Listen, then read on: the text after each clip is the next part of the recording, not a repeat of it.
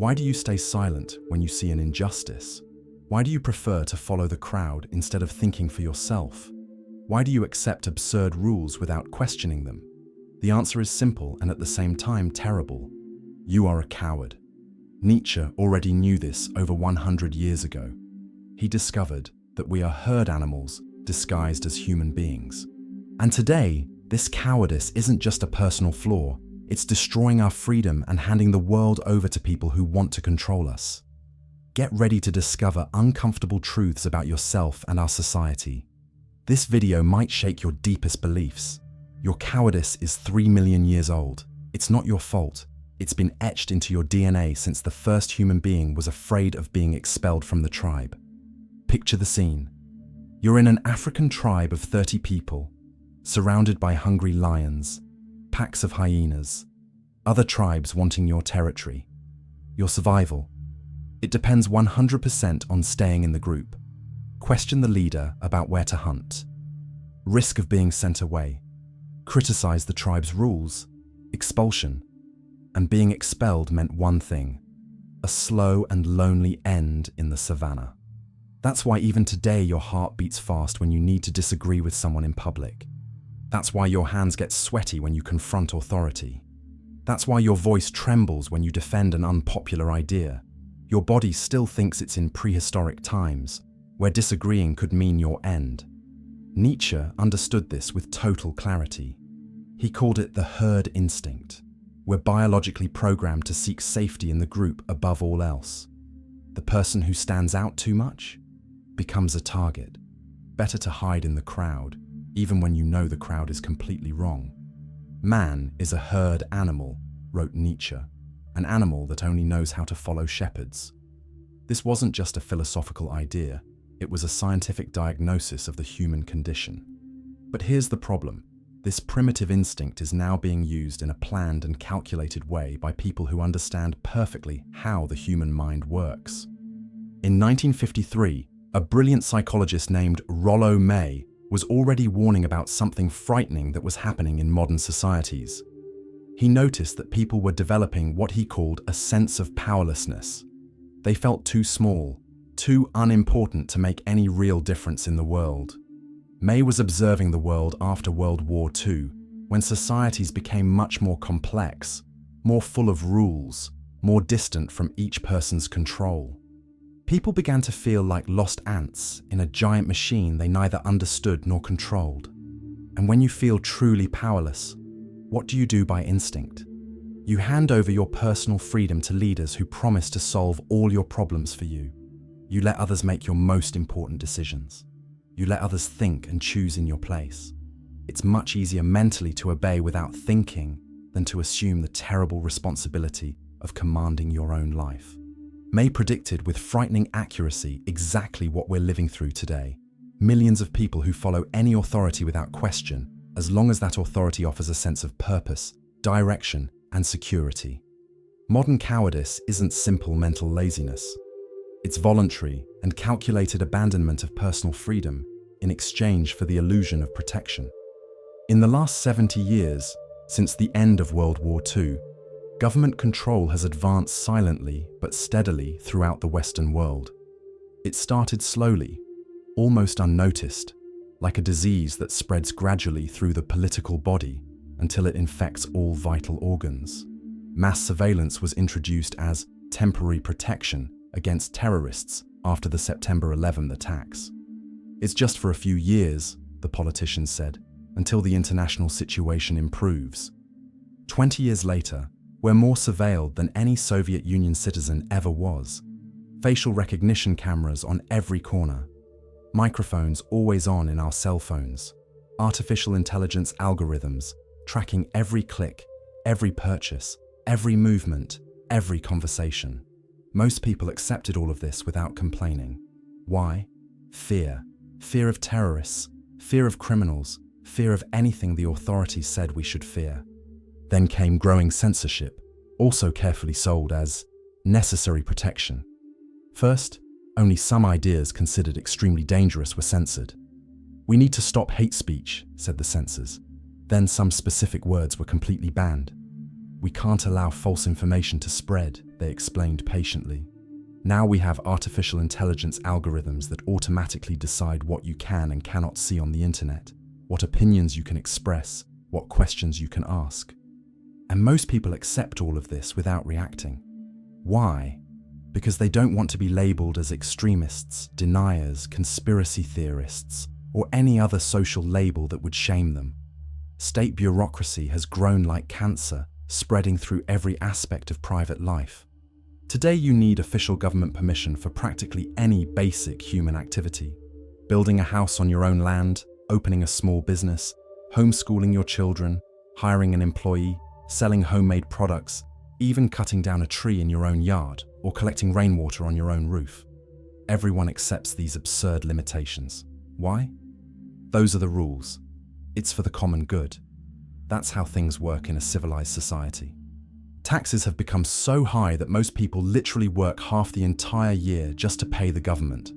Between direct taxes, indirect taxes, fees, mandatory contributions, and deliberately created inflation, more than 50% of everything you produce goes directly to state coffers. We're more heavily taxed than medieval serfs. But we pay everything quietly, without complaining, without questioning. Why? Because they've convinced us it's our sacred duty as citizens, and that taxes are the unavoidable price of civilization. In just a few decades, we quickly went from truly free societies to societies where the government controls the smallest details of every aspect of our private lives. And we don't just passively accept this transformation, we actively ask for even more government control. Who will protect our children from predators? Who will save our planet from environmental destruction? Who will guarantee equality and social justice for everyone? The answer offered is always exactly the same. More government, more rules, more control, less individual freedom. In 1978, a mysterious author identified only by the initials AS made an observation that proved true and should be engraved on the forehead of every Western citizen. He said that when collective courage diminishes, this is the clearest sign that an entire civilization is entering irreversible decay. When people completely stop fighting for their own freedom, severe oppression becomes not just possible, it becomes inevitable. AS was absolutely right in his analysis. A society composed mainly of cowards always produces people who want to control everything, the same way stagnant swamps always produce mosquitoes. Not because these controlling people are especially powerful, intelligent, or charismatic, but because they find fertile psychological ground in millions of people who truly prefer to be commanded rather than assume the responsibility of commanding their own lives. Power-hungry politicians have always existed in all eras of human history. This is absolutely nothing new. The crucial difference is that in past eras, there were always people courageous enough to hold them back, question them, physically resist them. There were moral, social, religious, and institutional checks and balances functioning. Today, these same politicians find entire crowds of people who don't just passively accept oppression, they actively ask for it, with enthusiasm, with desperation. But how exactly did we reach this historical point? Why does a civilization that managed to militarily defeat extreme authoritarian regimes now voluntarily surrender to much more subtle but equally dangerous forms of modern total control? The answer lies in the deep psychological revolution that our society has gradually undergone over the last 6 decades. We deliberately created a culture completely based on external social validation as the supreme absolute value. From very young ages, all children learn that being accepted by the group is infinitely more important than being authentic, truthful, or courageous. Constant external approval has literally become our most addictive drug. Think with total honesty about your own personal childhood. Do you remember? Every time you did something truly creative, original, or different, some responsible adult immediately said, "Stop drawing unnecessary attention. Don't be weird. Go play like the other normal children." Every time you questioned a clearly absurd or unfair rule, you always heard, "Because I'm in charge and that's it." Children don't have opinions about adult matters. Respect your elders without questioning. 12 entire years of formal school were 12 consecutive years of planned and intensive psychological conditioning to produce obedient corporate employees, not free citizens and independent critical thinkers. From day one, sit in organized rows like soldiers, stay absolutely quiet for hours straight, humbly raise your hand to ask permission to speak. Never directly question the teacher or official program. Mechanically memorize pre-approved answers from authority. Repeat exactly what was taught without adding personal interpretations. Real creativity? Actively discouraged and punished. Independent critical thinking? Systematically repressed and punished. Total conformity? Constantly rewarded and celebrated. The absolutely predictable result of this educational programming is an adult population completely mentally conditioned to accept any institutional authority without ever questioning. Psychologically formatted people who learned from childhood that causing problems or making waves is literally the worst possible social sin. People who were trained to automatically confuse blind obedience with superior moral virtue. Then came digital social networks and greatly amplified this existing psychological problem. Now you carry an approval meter working 24 hours a day in the palm of your hand. How many likes? How many hearts? How many positive comments? How many followers? How many shares? Your brain automatically releases dopamine, serotonin, and other pleasure chemicals every time it receives any form of online validation, creating a truly addictive brain cycle that competes with hard drugs. To maintain this constant social approval, you psychologically need to think exactly like everyone else is thinking at the moment, like exactly what everyone else is liking. Get indignant about exactly what everyone else is getting indignant about. Support exactly the same causes that everyone else is supporting. Social media algorithms make this already problematic situation much worse. They were carefully designed by some of the brightest minds trained at Stanford, MIT, and other elite universities specifically to maximize your screen time and emotional engagement. How do they achieve this so efficiently? By showing exclusively content that confirms your current beliefs and prejudices, and that provokes intense and addictive emotional reactions. You literally get trapped in an artificially perfect reality bubble, completely isolated, where it seems like absolutely everyone agrees with you about practically everything. You never need to defend your ideas against intellectually serious arguments. You never need to logically explain why you think a certain way about important issues. You never need to honestly question your own fundamental ideas or confront evidence that contradicts your convictions. It's like living permanently in a digital echo chamber that amplifies and distorts only your own prejudices and intellectual limitations. The inevitable result is an entire generation of people who never adequately developed basic intellectual muscles necessary for independent critical thinking. It's exactly like someone who spent years lifting only 5-pound weights and then suddenly tries to lift 110 pounds. At the first truly serious intellectual disagreement, at the first well-founded criticism of their most cherished beliefs, they go into total psychological panic and desperately run to the familiar safety of their ideological herd. Nietzsche precisely anticipated this dynamic. Where there are docile herds, there will always be clever shepherds ready to exploit them without mercy. But the worst of all isn't even this unhealthy dependence on external social approval. The worst problem is that this psychological dynamic has created a terrible and extremely dangerous mental confusion between legality and morality. The vast majority of people today believe with almost religious fervor that if something is legally permitted, then it's automatically morally correct. If something is legally prohibited, then it's automatically morally wrong.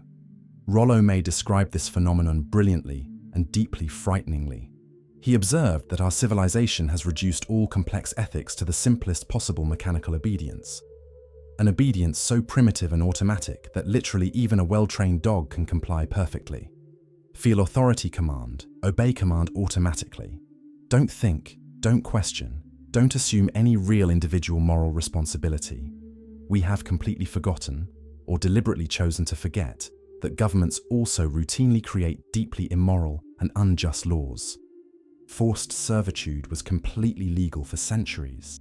The historical atrocities of extreme authoritarian regimes were totally legal within their countries. Racial segregation was perfectly legal in the United States. Systematic religious persecution was entirely legal in the Soviet Union. Some of history's greatest atrocities and injustices were committed within the strictest formal legality, with enormous popular approval and enthusiastic support from millions and millions of law-abiding, rule-following, and respectable citizens. But most people today simply cannot mentally process this obvious and incontestable historical information. Why can't they? Because honestly, processing this information would mean they would have to start thinking morally for themselves independently. They would have to develop personal and autonomous ethical principles. They would have to assume the absolutely terrifying responsibility of deciding for themselves what is morally right or wrong in complex situations. It's psychologically much more comfortable to leave all moral conscience completely to qualified external authorities. To let elected politicians, famous journalists, university professors, influential celebrities, and popular digital influencers automatically decide for you what is good or bad, right or wrong, acceptable or unacceptable, virtuous or sinful. That way, if something goes terribly wrong in the future, the moral blame will never be yours.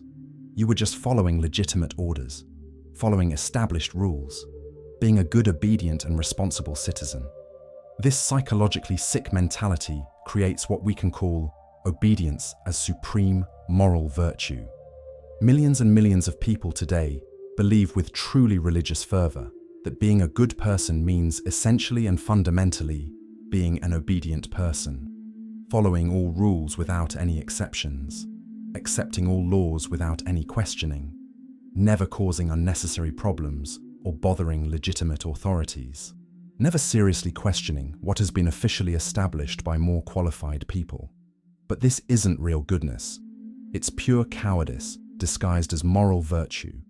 And it's precisely the type of collective mentality that smart political authorities exploit in a planned and calculated way to continuously expand their power and control without ever encountering significant social resistance. They know perfectly well that the vast majority of people will accept literally anything, no matter how absurd or oppressive, as long as it's officially presented as established rule, approved law, scientific protocol, or standard procedure. This leads us directly to one of the most dangerous and frightening phenomena of contemporary society. People who obsessively value social conformity enthusiastically support governments that brutally and systematically punish nonconformists. They don't just want to personally be the same as everyone else. They desperately want to force all other human beings to be exactly the same too. Do you know why this happens psychologically? Because seeing any person being truly free and authentic painfully exposes their own cowardice and mediocrity. It's exactly like an overweight and out-of-shape person seeing someone in excellent physical condition. Instead of being positively inspired and working hard to improve their own condition, they psychologically prefer to criticize, belittle, and actively try to tear down the person who makes them feel uncomfortably bad about themselves. Cowards develop visceral and irrational hatred for truly courageous people, because these people function as uncomfortable mirrors that reflect with cruel clarity their own limitations, compromises, and mediocre life choices. So instead of doing the hard work of developing personal moral courage, which would require real sacrifice, discipline, and risk, they prefer to invest all their energy in trying to destroy the courageous or create laws and government rules that legally prevent them from being different, independent, or superior. They truly and sincerely prefer completely egalitarian oppression, where everyone is equally oppressed and controlled, to natural and inevitably unequal freedom, where some individuals are more courageous, more independent, more disciplined, or more successful than others. Nietzsche identified this psychological dynamic and called it precisely ressentiment, the deep and systematic hatred of the weak against the strong, carefully disguised as superior morality and social concern. The natural and instinctive desire for freedom, which should be basic in any psychologically healthy human being, completely gives way to the obsessive imposition of absolutely uniform social norms. Everyone must wear exactly the same approved clothes, have precisely the same correct political opinions, use rigorously the same authorized words and phrases, express only socially acceptable and approved emotions and feelings. Any person who stands out in any direction for any reason automatically becomes public enemy number one, who must be immediately attacked, cancelled, destroyed, or legally prevented from continuing to exist. This deeply destructive psychological and social process follows a terrible and predictable pattern that a psychologist named Ervin Staub identified after decades of systematically studying mass persecutions, expulsions, collective persecutions, and other crimes against humanity. He called this pattern the continuum of destruction. It always starts small and apparently harmless, but gradually and relentlessly escalates until it reaches literally unimaginable atrocities. First step: some specific and well-defined minorities are subtly repressed and marginalized. Nothing very obvious, dramatic, or shocking at first, just some relatively small and apparently quite reasonable limitations. Maybe they're prevented from working in certain sensitive professions, or from frequenting certain important places, or from publicly expressing certain opinions considered dangerous. Most people stay completely silent because these limitations don't affect them personally in a direct and immediate way. Besides, it's always psychologically easier and safer not to get involved in unnecessary problems or controversies. Second step comes the intellectual, moral, and ideological justification of growing repression. They really deserve this special treatment. They're really dangerous to society's safety and stability. They need to be rigorously controlled and limited for everyone's common good. Society gradually begins to accept psychologically and emotionally that some specific groups are fundamentally different, essentially inferior, or naturally threatening, and therefore legitimately need differentiated, special treatment. Initial and apparently innocent cowardice progressively transforms into active moral complicity. Third step: authoritarian measures systematically and relentlessly escalate until they reach open, systematic, and mass persecution. But when we finally reach this terrible and irreversible point, it's too late for any effective social resistance. The entire society has been carefully and deliberately psychologically conditioned over many years or decades to accept and normalize progressively greater and more extreme injustices.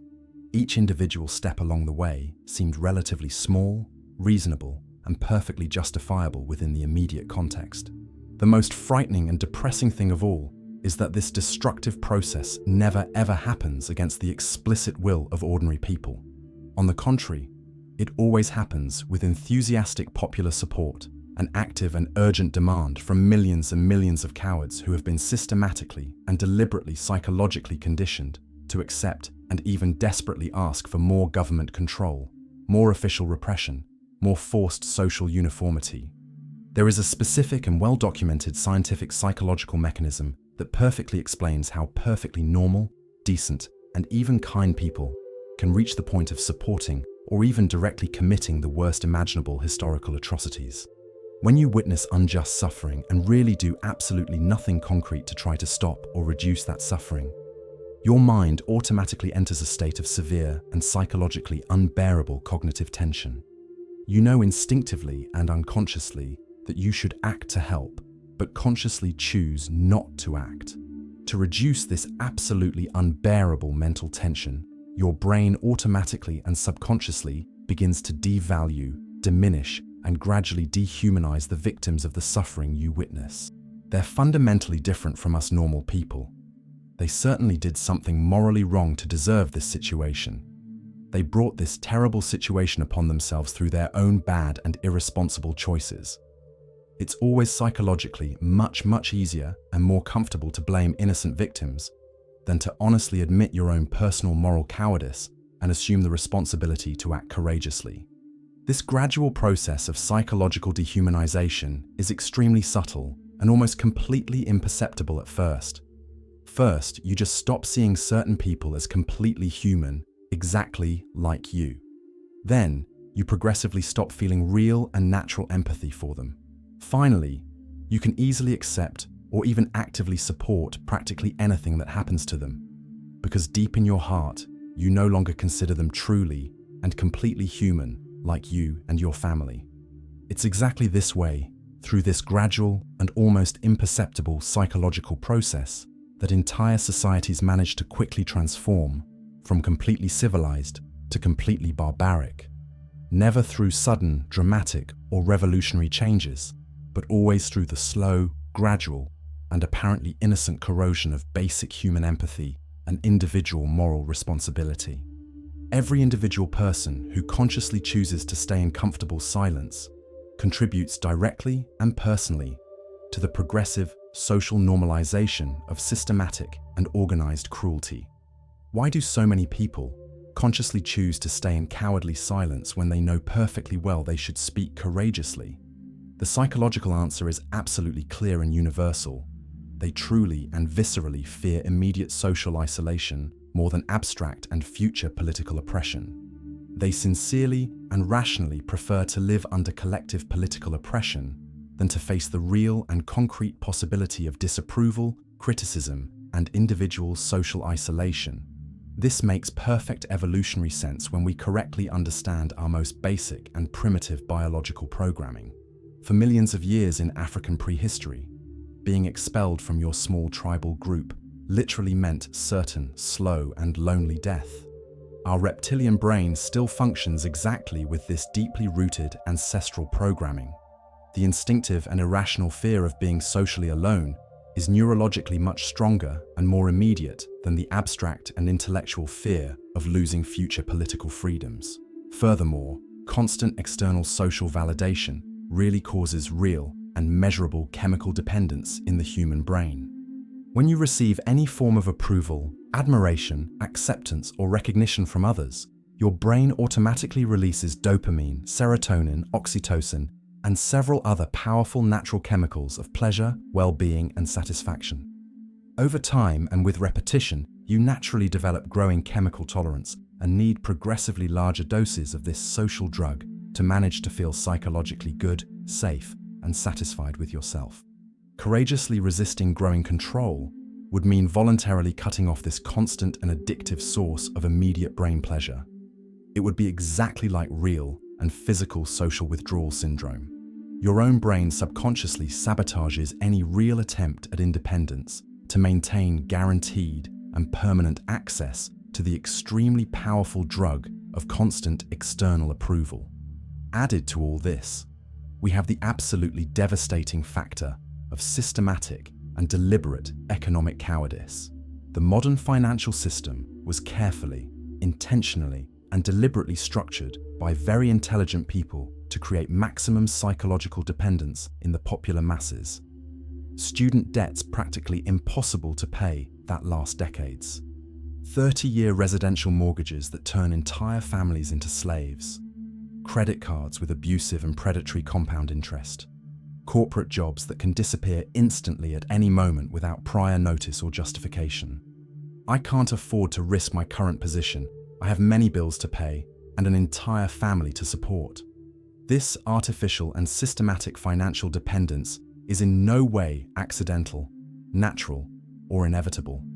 Political and economic authorities know perfectly, scientifically, and mathematically that financially desperate and dependent people are always politically controllable and manipulable. That's why they deliberately and systematically always create more popular dependence, never less. More government social programs that addict people to state assistance. More complex bureaucratic rules that systematically favor large established corporations and destroy small independent businesses. More suffocating bureaucracy that crushes individual entrepreneurship. More taxes that take everything and prevent personal wealth accumulation and real financial independence. The calculated and conscious objective is to keep absolutely everyone in an invisible but extremely effective psychological cage. You're technically free on paper and in theory, but any real movement toward real independence automatically results in potentially devastating economic consequences for you and your family. It's an extremely sophisticated form of modern servitude with regular salary and carefully cultivated illusion of freedom and dignity. All of this is systematically and deliberately amplified by the contemporary educational system. 12 consecutive years of intensive and scientific psychological conditioning to produce perfectly obedient and predictable corporate employees, not truly free citizens and truly independent critical thinkers. From 5 years old, all children learn that questioning any established authority is fundamentally bad antisocial behavior that will be consistently and severely punished. Hannah Arendt, who studied the regime of total control profoundly and systematically for decades, identified and named this phenomenon the banality of evil. People who are not by nature evil, sadistic, or cruel, but who simply consistently and stubbornly refuse to think critically for themselves about important and complex moral issues. They simply blindly and mechanically follow pre-established protocols by higher authorities. They automatically comply with orders received from above.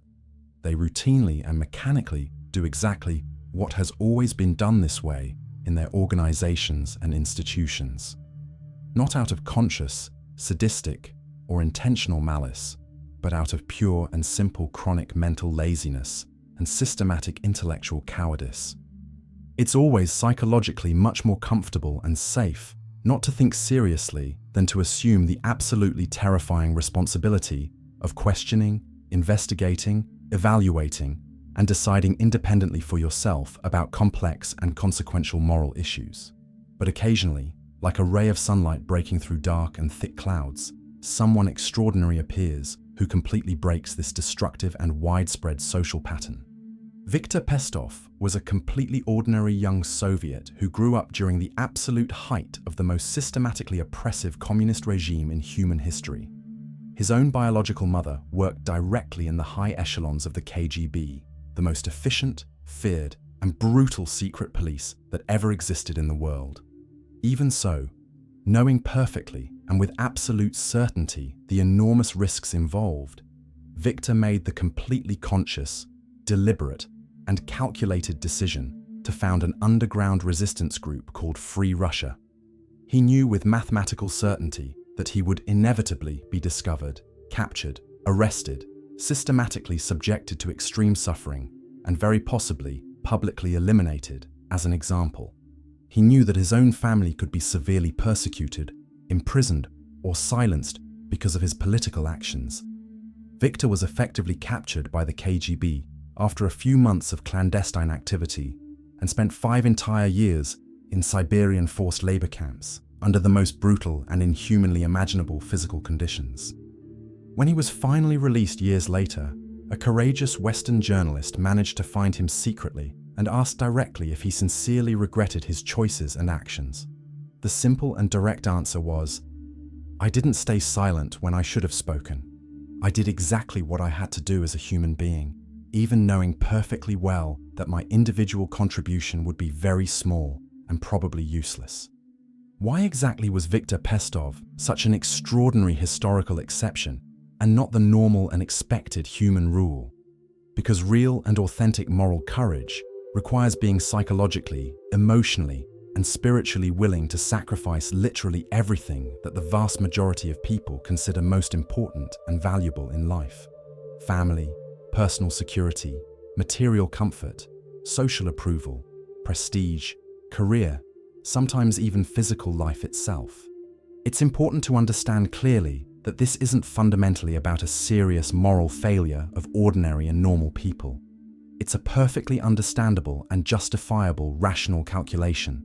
Viktor consciously chose abstract principles and future ideals above concrete and immediate personal security. He chose future collective freedom above present social approval. He chose uncomfortable and dangerous truth above comfortable and safe lies. The vast majority of people naturally, rationally, and understandably make exactly the completely opposite choices in the same situation. It's interesting and deeply ironic to note that modern democracies sometimes produce proportionally many more political cowards than closed regimes that are open and completely honest about their nature. In a classic traditional military regime, at least you consciously and clearly know you're being systematically oppressed by a controller who doesn't hide. In a sophisticated contemporary democracy, you have the extremely comfortable psychological illusion that you democratically chose your own oppressors through free and fair elections. Alexis de Tocqueville, the great French observer of nascent American democracy, perceived this dangerous dynamic almost 200 years ago. He predicted that modern democracy could eventually evolve and create a form of soft despotism, psychologically much more effective, penetrating, and lasting than any traditional open oppression in human history. The government would carefully and systematically control all important aspects of private life, but people would feel perfectly free, dignified, and respected because they technically democratically voted for the politicians who systematically oppress them.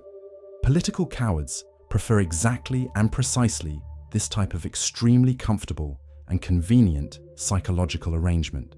They desperately want to have someone specific and well-defined to blame and hold responsible when things inevitably go wrong. But they also want to maintain the comforting and dignifying illusion that they're democratically in effective control of the political process. Modern democracy offers this absolutely perfect psychological fantasy. If we really don't like what's happening to us, we can always vote for different candidates in the next election and completely change things. Naturally, this is an illusion carefully and systematically cultivated by very intelligent people. Viable political candidates are rigorously and systematically pre-selected by very well-organized economic, media, and academic elites. The real options offered to ordinary voters are artificially and deliberately limited. The most fundamental and important systemic problems continue to exist and deepen regardless of which political party or specific charismatic personality wins the elections. But the carefully constructed democratic illusion of choice, participation, and popular control is psychologically sufficient to keep cowards politically satisfied, passive, and completely cooperative with the system. Rollo May said a phrase that should literally be tattooed on the forehead of every contemporary Western citizen. The most distinctive mark of moral courage today is sustaining one's own independent convictions amid massive, suffocating, and totally controlling conformism. But why exactly is real and authentic moral courage so extraordinarily rare in contemporary society? Why can so few people develop and practice it consistently? The fundamental answer is that authentic moral courage goes literally against all the most basic survival instincts we've carefully developed over millions and millions of years of biological evolution. Moral courage means being really and consistently willing to be publicly ridiculed, socially isolated, politically persecuted, economically impoverished, physically assaulted, even brutally silenced for your deepest and most sacred moral principles and convictions. It means consciously choosing uncomfortable and dangerous truth above immediate social popularity, inconvenient and risky justice above guaranteed personal security, painful and isolated authenticity above constant and comforting external approval. It means assuming total and complete personal responsibility for the consequences of all your own moral choices, even when those consequences are absolutely devastating for you and for all the people you love. The vast majority of people simply don't have the psychological, emotional, intellectual, and spiritual structure necessary to consistently and courageously make this type of truly heroic choices. They've been systematically and scientifically conditioned since early childhood to obsessively seek constant external approval and desperately avoid any type of risky social conflict. Asking them to be truly courageous is literally like asking a fish to fly or asking a bird to swim underwater for hours. Nietzsche predicted with surgical precision two fundamental human types that would dominate humanity's future. The last man, a psychologically comfortable, safe, and satisfied creature that systematically avoids all risk, challenge, conflict, or possibility of suffering. We invented happiness, he says, blinking with small and mediocre satisfaction. Small happiness, completely safe, artificially guaranteed, absolutely mediocre. This is the perfect psychological ideal of the modern coward. The overman, that extraordinary individual who managed to completely overcome his primitive herd instincts, who developed the capacity and courage to create independent moral values of his own, who dares to live dangerously, grow constantly, continuously, overcome himself. I teach the overman, declared Nietzsche with passion. Man is something that must necessarily be overcome, transcended, left behind. But if collective cowardice continues to dominate and systematically deepen, the fate of Western civilization is mathematically sealed and irreversible. Ayn Rand, the philosopher who managed to personally escape the Soviet Union's total control, predicted with frighteningly surgical precision what she technically called the final inversion, a world of complete total control, where the government is absolutely free to do literally anything it desires, and ordinary citizens can only act with explicit, specific, and revocable permission from competent authorities. We're running at accelerated speed, directly toward this historical nightmare scenario. We already need bureaucratic government licenses to work in most professions, detailed official permits to build practically anything, mandatory state certifications to teach, specific legal authorizations to sell products or services. In some advanced Western cities, it's literally a federal crime to collect rainwater in your own private yard or plant organic vegetables in your own personal garden. The final inversion will be inevitably and systematically sold to the popular masses as necessary protection, guaranteed security, and paternal care. Let the competent and benevolent government take care of absolutely everything for you. You don't need to worry about anything complicated or dangerous. Just obey the simple rules we've carefully created for your own good and safety. And the cowards will applaud enthusiastically because they truly and sincerely prefer guaranteed total control security to dangerous and uncertain freedom. The final result will be the darkest, most hopeless, and most inhuman phase of human history. A world governed exclusively and explicitly by the most primitive brute force, but with the enthusiastic popular support of billions and billions of cowards who voluntarily and deliberately handed over their essential humanity in exchange for a temporary and fragile illusion of security and social belonging. Nietzsche warned, "The state is the coldest of all cold monsters, and it lies coldly, and this lie escapes from its mouth. I, the state, am the people." Lie. The creators were those who created peoples and suspended a faith and a love over them. Thus they served life. Destroyers are those who set snares for many and call them state. They suspend a sword and 100 appetites over them. Cowardice isn't just an isolated and harmless personal flaw. It's a conscious collective choice we're making every day, millions and millions of times, through small, apparently unimportant decisions. Every time we stay comfortably and cowardly silent in the face of obvious injustice. Every time we passively and automatically accept a clearly absurd and oppressive rule. Every time we leave our moral conscience to more qualified external authorities. Become who you are, declared Nietzsche as a fundamental moral imperative.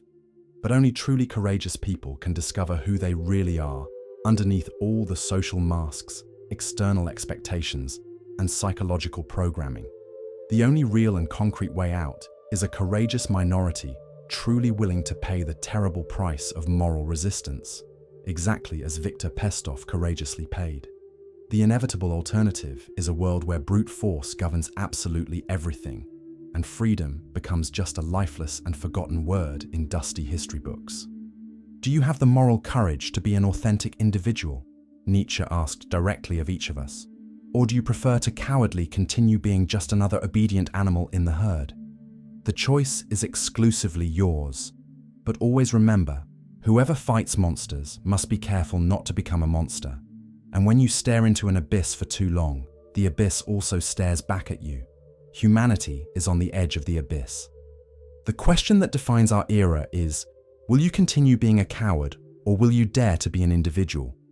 If this video awakened the courageous side you forgot you had within yourself, subscribe to the channel and leave your like.